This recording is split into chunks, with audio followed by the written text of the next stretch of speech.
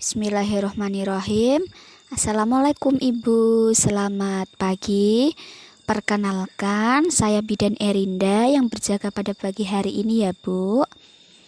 Baik, Ibu di sini pada pagi hari ini tujuan saya yaitu akan melakukan kegiatan konseling yang nanti akan saya sampaikan beberapa hal berhubungan dengan langkah Ibu yang sudah diputuskan untuk hari ini pulang.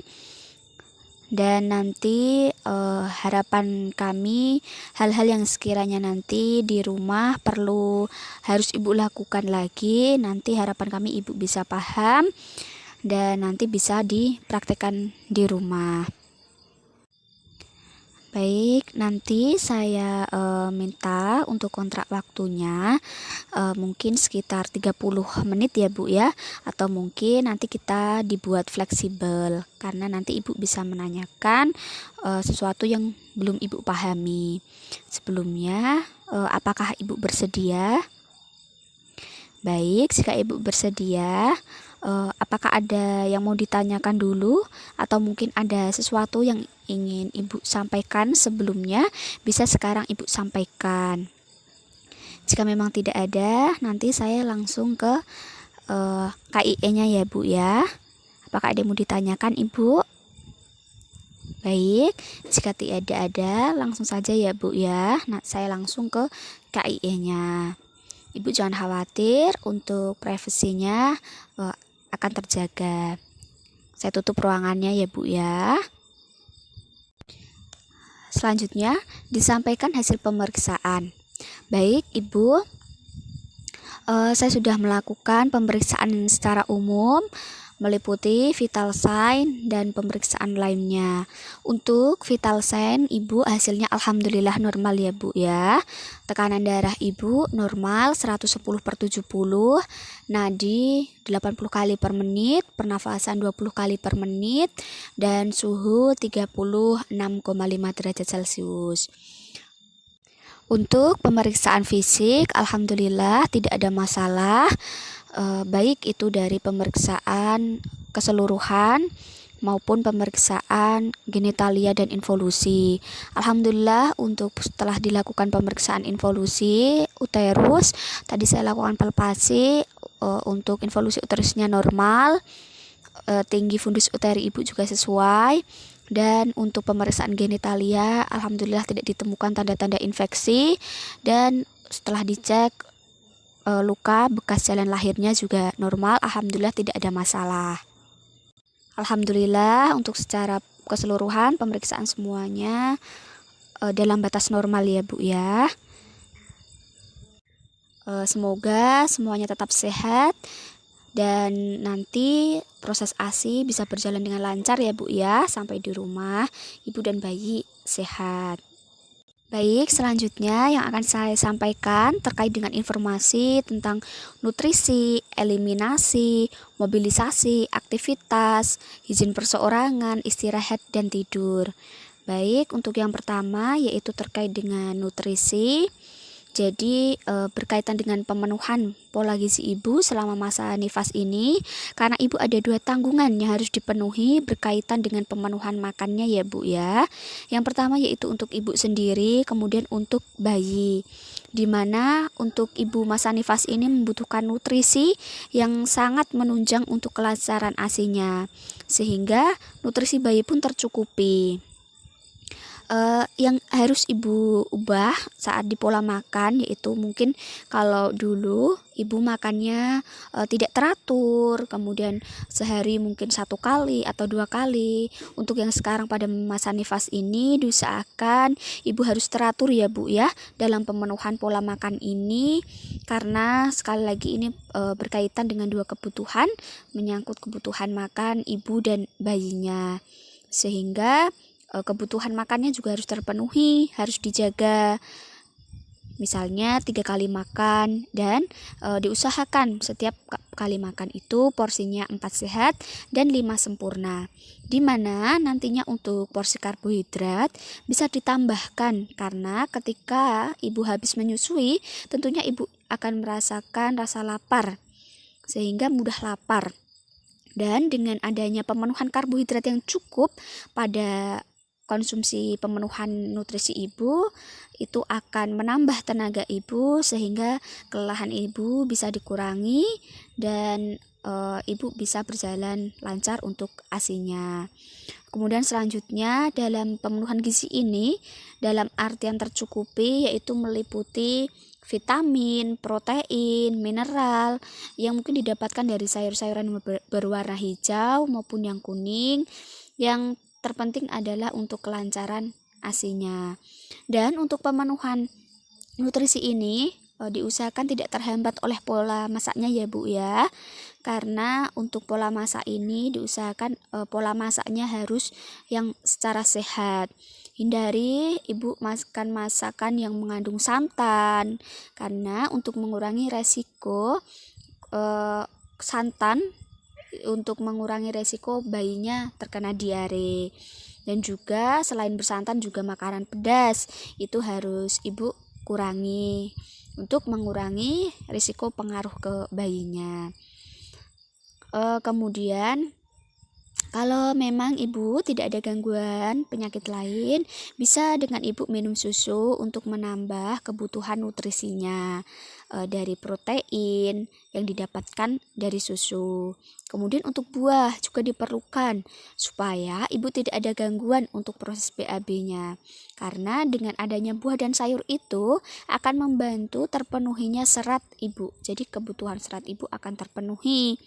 Sehingga kami harapkan bahwa hambatan-hambatan yang terjadi dalam masa nifas itu tidak terjadi, terutama karena kebutuhan serat ini sangat diperlukan dalam proses eliminasi, sehingga harapan kami bahwa nanti ketika terpenuhi kebutuhan ibu untuk seratnya, nanti eliminasi ibu juga menjadi lancar.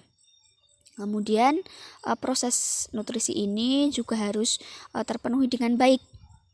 Selain itu, vitamin juga bisa menambah stamina tubuh ibu, sehingga nanti karena ibu di masa nifas, masa pemulihan ini nanti harapannya ibu bisa segera pulih kembali. Apalagi kalau ibu ada jahitan-jahitan perineum, itu sangat butuh vitamin tinggi dan juga protein tinggi yang sifatnya adalah sebagai zat pembangun dan zat untuk mengurangi resiko dari efek samping terjadinya infeksi. Kemudian untuk mobilisasi, ibu ini kan pada masa nifas ini kondisi ibu normal, tidak ada masalah, dan pemeriksaan semuanya juga dalam batas normal. Maka ibu tidak usah takut-takut ya Bu ya. Kalau misalnya pun ibu ada jahitan, itu untuk BAB dan BLK ibu tetap seperti biasanya. Untuk prosesnya juga seperti biasanya. Namun ada beberapa yang berbeda, terutama saat personal hygiene-nya, yaitu cara membersihkannya yang harus diperhatikan ya Bu ya dengan baik, karena untuk mobilisasi untuk pemenuhan mobilisasi ini yang terpenting yaitu upayakan ibu nifas setelah selesai ini nanti saya ajarkan untuk senam nifasnya ya Bu ya. Nanti di rumah bisa dipraktekkan sesuai dengan kebutuhan ibu.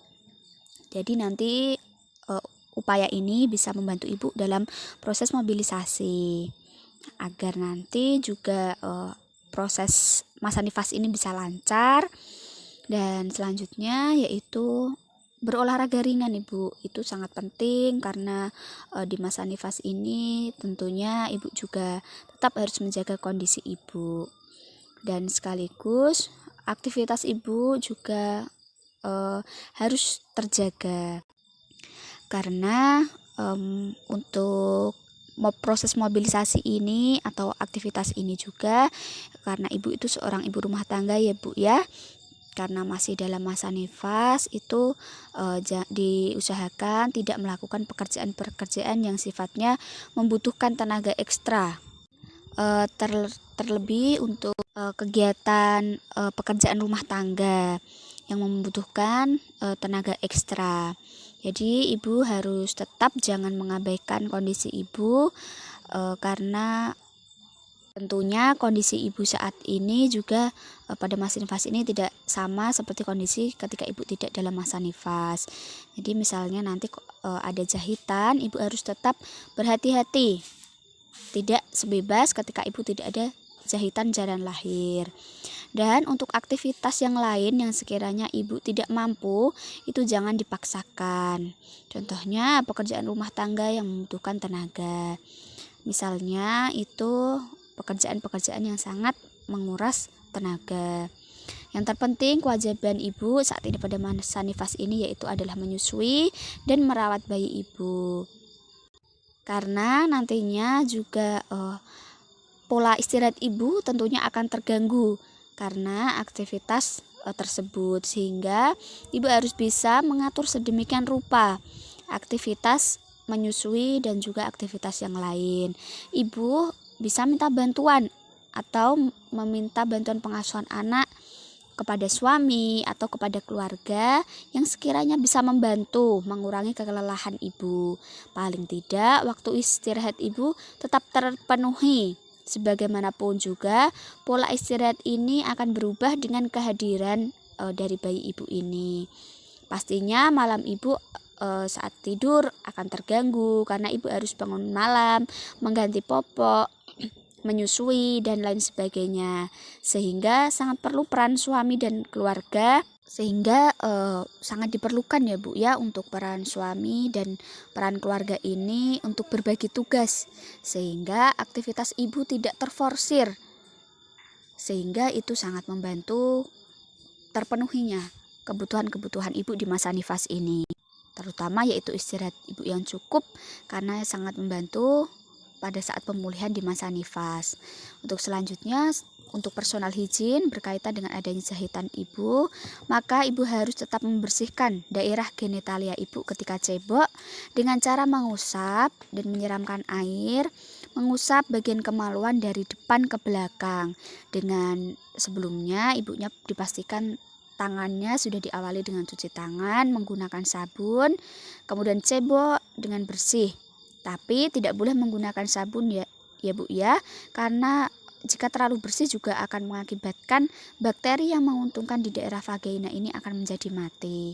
Sehingga penting di sini untuk ibu menggunakan teknik cebok yang benar dalam membersihkan genitalia ini. Selanjutnya, untuk langkah berkaitan dengan masalah-masalah yang harus dipenuhi ibu di masa nifas ini adalah pemberian ASI. Begitu penting sekali pemberian ASI ini ya Bu ya, karena nantinya ibu setelah ini semoga pemberian ASInya lancar, tidak ada hambatan, tidak ada masalah baik dari ibu maupun dari bayinya. Karena bagaimanapun juga ASI ini akan menjadi kebutuhan utama bayi, sehingga jangan sampai ya Bu ya kebutuhan ASInya menjadi terhambat karena ada masalah di mana tidak lancar oleh teknik perawatan atau cara pemberian ASI yang tidak benar, yang tidak baik, sehingga nanti akan mengganggu proses laktasinya. Untuk pemberian ASI ini sebaiknya dilakukan sesering mungkin ya Bu ya kepada bayi. Nanti ketika bayinya dalam kondisi tertidur pun harus dibangunkan, sehingga ASInya tetap diberikan minimal 2 jam sekali. Jadi ASInya pemberian ini tidak saat bayi nangis, tetapi harus diberikan optimal minimal 2 jam sekali, sehingga pemenuhan ASInya ini bisa dimaksimalkan, sehingga kebutuhan bayi juga bisa dimaksimalkan untuk terpenuhi. Karena tentunya pemberian ASI ini sangat penting ya Bu ya, baik pada sisi kesehatan ibu dan juga dari bayinya juga. Untuk yang selanjutnya yaitu ibu harus mengenal tanda bahaya pada ibu dan bayi. Yang perlu saya kenalkan yaitu ada ikterik atau bayi kuning. Ikterik atau bayi kuning ini merupakan efek dari sebab di mana ASI tidak terpenuhi dengan baik. Yang berkaitan dengan hal ini nanti ibu harus mengetahui tanda-tanda dari bayi kuning ini. Apabila nanti ditemukan tanda-tanda bahaya, maka ibu harus segera melakukan langkah-langkah untuk memeriksakan. Maka sebelumnya ibu harus paham dulu bagaimana tanda-tanda dari bahaya pada bayi dan ibu ini. Untuk ikterik ini salah satunya adalah tandanya bayi berwarna kuning, kemudian bayi rewel, tidak mau menyusu, dan untuk tanda bahaya lain yaitu bayi mengalami kejang. Namun pada saat bayi kuning saja itu sudah menandakan bahwa kecukupan ASI-nya tidak terpenuhi dengan baik, sehingga menyebabkan proses pemecahan bilirubin dalam tubuhnya menjadi terganggu. Sehingga penting harus ibu lakukan adalah bagaimana upaya jangan sampai ASI-nya berhenti, apalagi sampai ada masalah menyusui akibat ibu takut menyusui, karena ini sangat berbahaya ya Bu ya kalau ibu merasa takut. Akibatnya proses menyusui bayinya itu tidak lancar. Selain itu juga menyebabkan payudara ibu menjadi lecet. Nanti proses ini bisa menyebabkan juga yang namanya bendungan ASI. Saat di rumah, tanda bahaya pada ibu nifas juga salah satunya adalah terjadinya yang namanya bendungan ASI. Kemudian tanda bahaya lain yang ditemukan yaitu demam pada ibu maupun di bayi. Untuk hal ini ada kemungkinan bahwa ditemukan infeksi di daerah payudara atau daerah genitalia atau mungkin daerah uterus. Jika nanti ibu merasakan adanya nyeri bagian perut bawah, itu merupakan juga salah satu tanda bahaya di mana ada kemungkinan infeksi di daerah perineum atau mungkin di daerah sekitar yang harus ibu kenali. Dan selanjutnya juga bisa berupa loka yang berbau atau darah yang keluar dari kemaluan itu berbau. Hal ini menandakan bahwa terjadi infeksi di daerah kemaluan ibu. Entah itu infeksi dari jalan lahir atau entah itu infeksi dari uterusnya. Kemudian tanda lain yang berkaitan dengan bahaya pada bayi yaitu kalau bayi tidak mau menyusu. Biasanya hal ini akan diikuti dengan kondisi selanjutnya yaitu kejang. Bayi tidak mau menyusu juga bisa merupakan salah satu akibat dari teknik ibu menyusui yang salah, sehingga bayi malas menyusu. Akibatnya ASI kebutuhannya juga tidak terpenuhi, sehingga bayi tidak terpenuhi kebutuhan ASI-nya dan ibu juga akan mengalami bendungan ASI. Maka dari itu ibu juga harus melakukan perawatan ASI yang benar. Nanti saya akan jelaskan bagaimana cara perawatan payudara dan pemberian laktasi yang benar. Nanti salah satunya yaitu dengan cara dikompres menggunakan air hangat dan dingin. Namun jika telah dilakukan hal itu tidak dapat teratasi, ya selanjutnya ibu harus segera periksa ke fasilitas kesehatan. Selain itu, tanda bahaya yang lain yaitu perdarahan yang hebat pada masa nifas. Perdarahan ini disebabkan karena adanya kontraksi uterus yang jelek atau ada sisa tali pusat atau sisa selaput ketuban atau sisa kotyledon yang tertinggal di dalam uterus atau biasanya disebut dengan retensi sisa plasenta. Kalau ada perdarahan, apapun perdarahannya itu harus segera ibu periksa. Kemudian tanda bahaya yang lain yaitu pandangan ibu kabur dan berkunang-kunang. Kemudian merasakan nyeri epigastrium atau nyeri perut bagian bawah, bagian atas itu juga merupakan salah satu tanda bahaya yang harus ibu pastikan dan harus diperiksakan ke tenaga kesehatan. Karena tanda bahaya yang lain yaitu selain tadi pandangan mata kabur, nyeri perut bagian atas atau bawah, kemudian ada nyeri bagian dada, itu juga bisa menandakan kemungkinan terjadinya atau tanda-tanda yang mengarah pada preeklamsi atau eklamsi. Maka harus dipastikan dengan memeriksakan tekanan darahnya dengan datang ke tempat pelayanan kesehatan untuk melakukan pemeriksaan. Tanda bahaya berikutnya yaitu berkaitan dengan masalah bayi kuning dan kejang.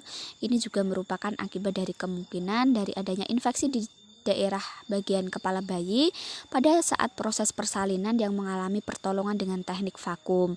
Itu kemungkinan juga bisa mengalami trauma pada kepala atau bisa juga karena ketuban pecah dini yang tidak mendapatkan pengobatan atau penanganan dengan baik atau terlambat. Akibatnya setelah persalinan bisa menyebabkan radang pada selaput otak sehingga menyebabkan infeksi pada bayi tersebut.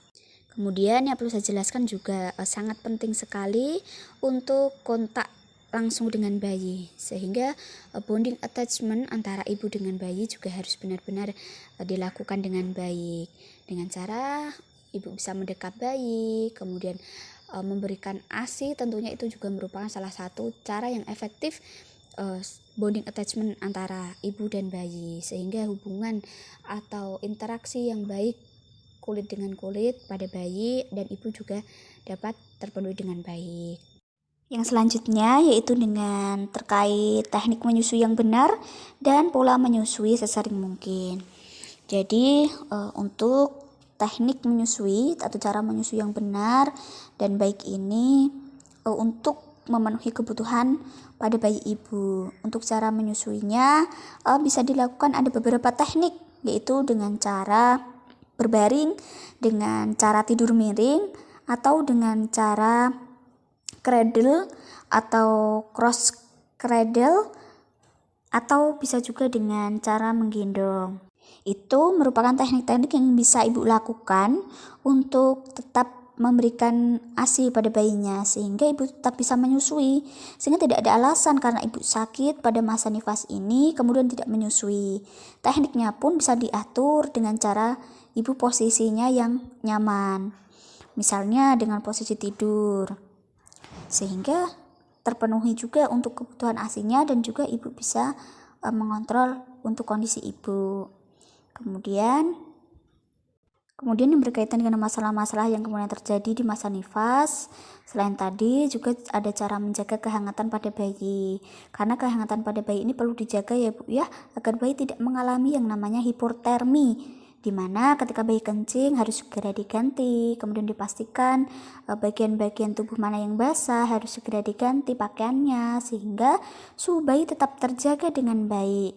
Kemudian dibersihkan dan menggunakan air hangat, kemudian dikeringkan dan diberikan pakaian yang baru, diganti dengan yang hangat. Kemudian untuk teknik yang lainnya berkaitan dengan masalah menyusui, yaitu masalah menyusui pada ibu nifas, yaitu ibu harus tetap memberikan ASI menyusui sesering mungkin pada bayi, minimal setiap 2 jam sekali atau ketika bayi rewel. Dan untuk cara melepaskan putingnya yaitu biarkan bayi melepaskan putingnya sendiri, karena tanda bayi sudah cukup ASI adalah dia akan melepaskan putingnya ketika menyusui, sehingga ibu tidak perlu terburu-buru untuk melepaskan puting payudara. Karena jika nanti memang kondisi bayinya belum kenyang, nanti ibu bisa mengganti posisi menyusui pada payudara yang satunya jika payudara tersebut sudah benar-benar kosong, sehingga ibu bisa mengganti posisi. Caranya untuk melepaskan payudara dengan pelan-pelan, tidak ditarik ya Bu ya, untuk menghindari terjadinya payudara atau puting lecet. Caranya yaitu dengan memasukkan jari kelingking ke dalam mulut bayi sehingga terbuka dan payudara dapat dilepaskan dengan hati-hati. Teknik ini juga mengurangi efek ibu, yaitu terjadinya puting lecet. Seperti itu ya Ibu ya. Kemudian yang selanjutnya yang penting saya sampaikan juga berkaitan dengan cara bersuci setelah nifas. Ibu beragama Islam ya Bu ya. Jadi Ibu harus paham, benar-benar paham untuk cara bersuci setelah masa nifas ini. Memang dalam Islam ada tuntunannya, di mana masa nifas ini menurut Islam adalah waktunya sekitar 40-60 hari terhitung masa nifas Ibu saat ini. Namun saat ini banyak sekali karena terpenuhinya gizi ibu nifas yang sangat baik. Rata-rata ibu nifas itu bisa kebutuhan makan sehari-hari dan kebutuhan proteinnya terpenuhi, kebutuhan protein hewani, kemudian vitamin dan lainnya, sehingga kondisi pada kesehatan ibu nifas itu akan lebih cepat pulih. Nah, maka nanti bisa nifasnya bisa tidak sampai ke 40 hari. Nah, untuk cara bersucinya ibu harus ditekankan di sini, yaitu ibu tidak harus menunggu 40 hari. Kalau memang ibu sudah bersih nifasnya pada masa perempuan, masa nifasnya sudah bersih, maka ibu sudah berkewajiban untuk segera bersuci dengan cara mandi wajib. Seperti halnya mandi wajib pada ibu setelah menstruasi ya Bu ya. Seperti perempuan pada umumnya setelah menstruasi mandi wajib. Kemudian yang terpenting juga yang perlu dipertimbangkan yaitu hubungan seksual pada pasca nifas ini.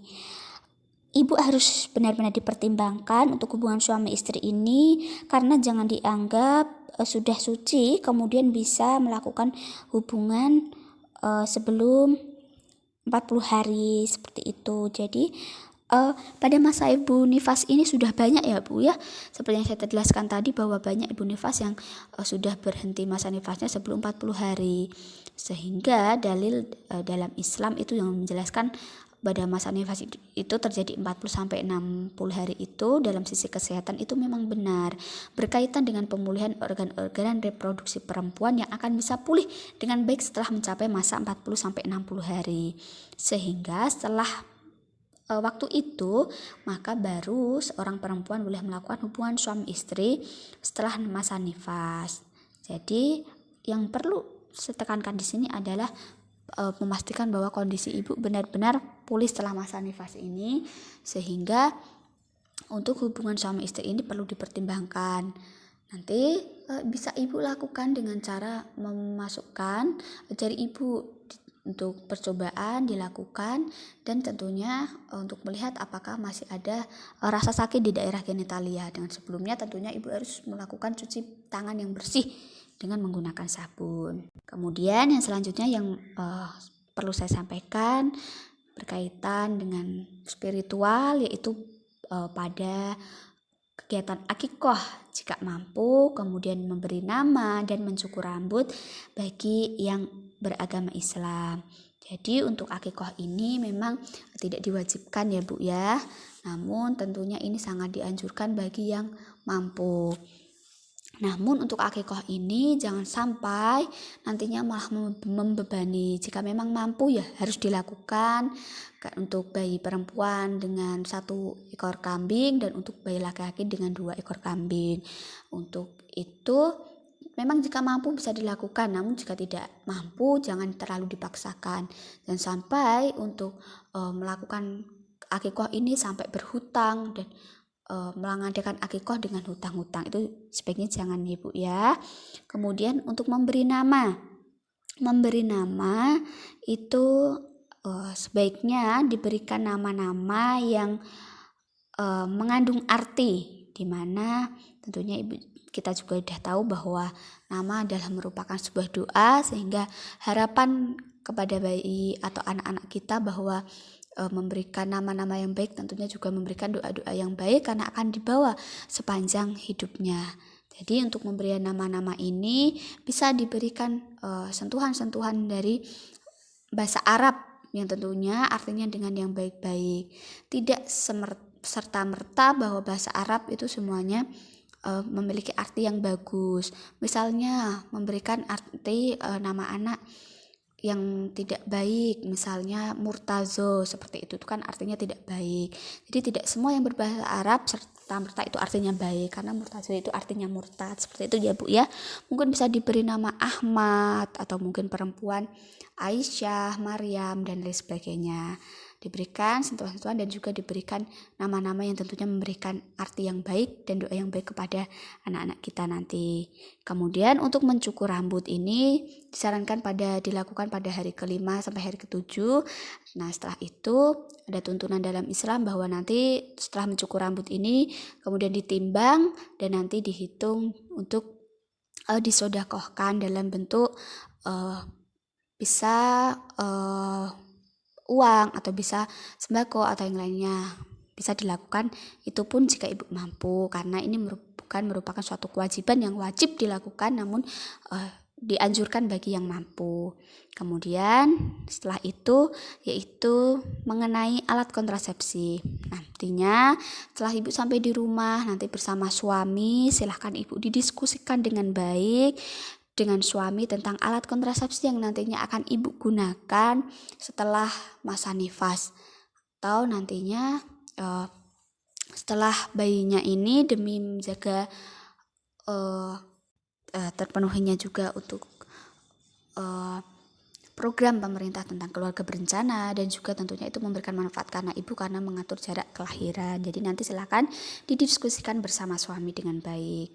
Kemudian yang penting yaitu bersama dengan suami dan keluarga itu agar nantinya mendampingi ibu dalam membantu aktivitas sehari-hari selama masa nifas ini. Nanti saya akan memberikan informasi juga kepada suami dan keluarga tentunya untuk mendampingi ibu ya. Kemudian terkait dengan imunisasi pada bayi. Setelah ini ibu kan sudah punya buku KIA.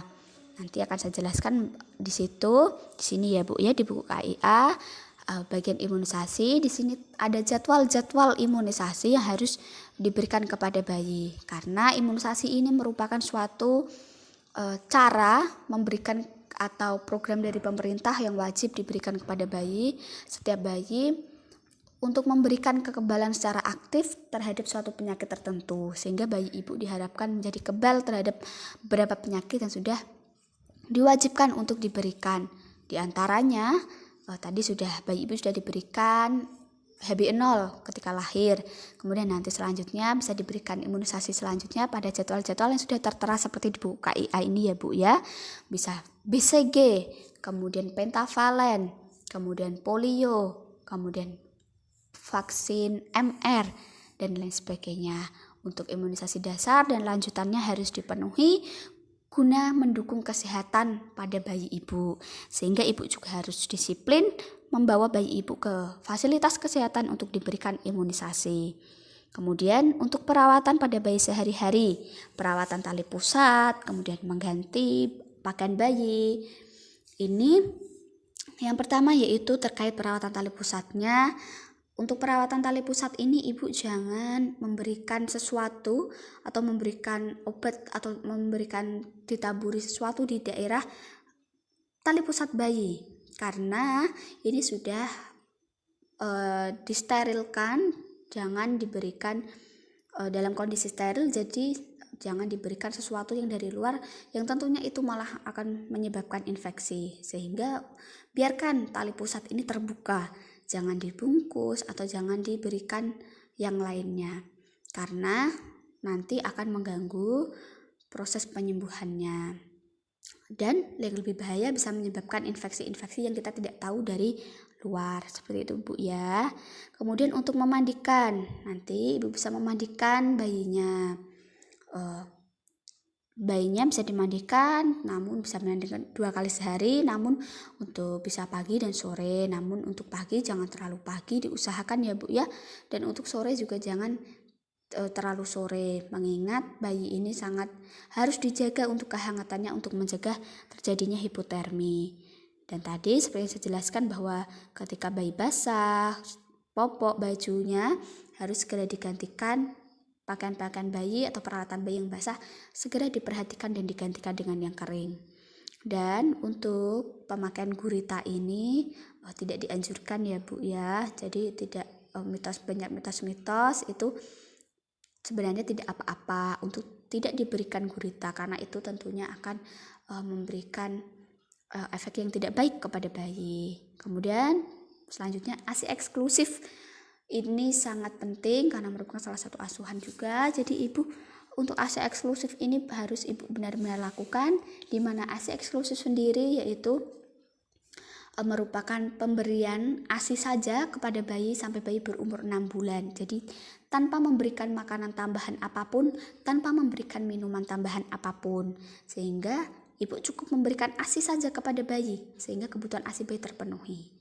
Seperti itu ya Bu ya, karena pemberian ASI eksklusif ini juga sangat bermanfaat baik untuk ibu, untuk bayi, untuk keluarga, dan untuk negara ini tentunya.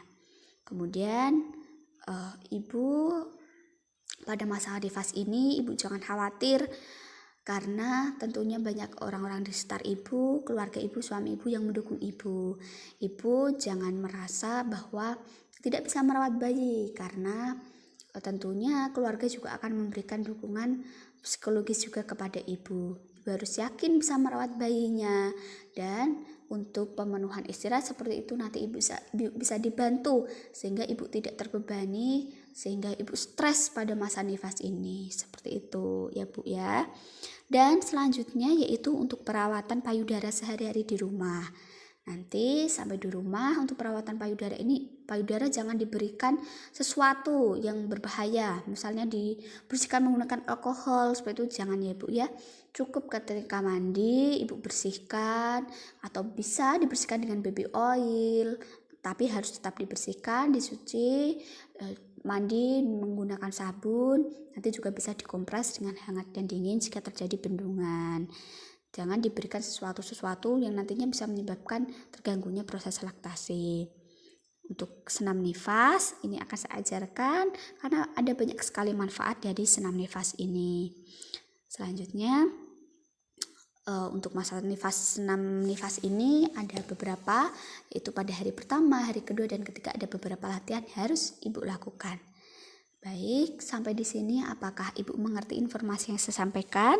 Apakah ibu sudah paham? Alhamdulillah, jika ibu sudah paham.